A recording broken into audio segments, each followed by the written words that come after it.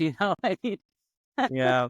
Anyways, yeah, leadership. What does a leader dentist look like? yeah, I actually answered this while you were off the air because I Yeah. saw where you're going, but I'll give you the Cliff Notes version now. A great leader's got to have vision. A great leader's got to lead by example. A great leader's got to be a really good communicator, and a great leader has to build a team with the right people and then put the right people in positions to be successful and then give them all the tools to be successful. Because when you build a great team, you're empowering your team to take some ownership in what they do. I mean, in my office, my team, once I got the right team in place. Oh, and by the way, hire slow, fire fast.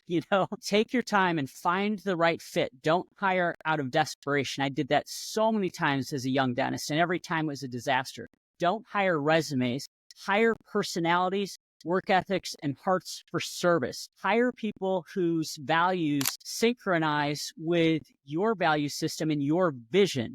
Because if the wrong person comes in, they're going to mess up your culture.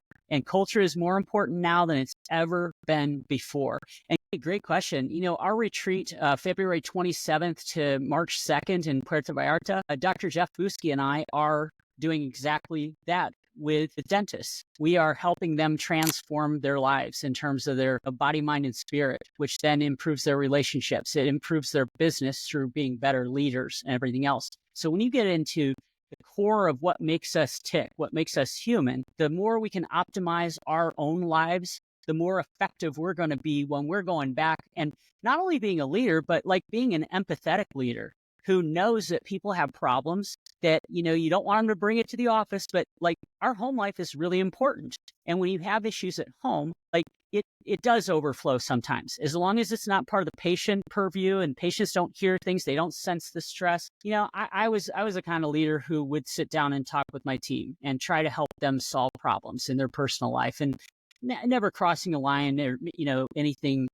like inappropriate, but like, they felt comfortable coming to me with issues. And that, I think that is just because that was a culture that we cultivated as a team. And I'm not taking credit for all that stuff. I mean, I got lucky with a couple of really good people early on, and they really helped me transform the practice into something that was a high performance team doing great dental care for our patients and always working together as a family.